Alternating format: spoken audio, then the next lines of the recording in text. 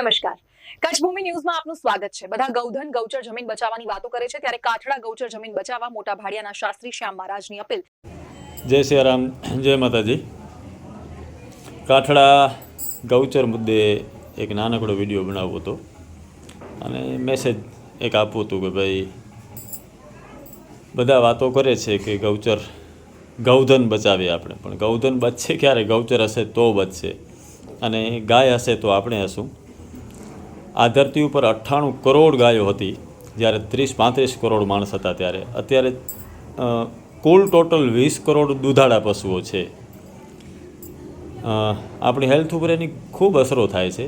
ઘણો લાંબો વિષય છે, 1 મિનિટની અંદર આ બધું કહેવાય એમ છે નહીં, પણ કાઠડા જે એર ટ્રીપ આવે છે, એરપોર્ટ માટે ગાયોની જગ્યા જે સંપાદિત કરવામાં આવી છે, સરકાર આગળ એવા ઘણા બધા વિકલ્પો હોય છે કે ભલે માંડવીમાં જ બનાવવો હોય તો બીજી ઘણી બધી એવી જગ્યાઓ હોય જે ગૌચર મૂકીને આપણે બનાવી શકીએ। તો નમ્ર વિનંતી છે, ગૌચર બચે એના માટે આપણે એક અપીલ છે, બચાવો। જય ગૌ માતા, વંદે ગૌ માતરમ।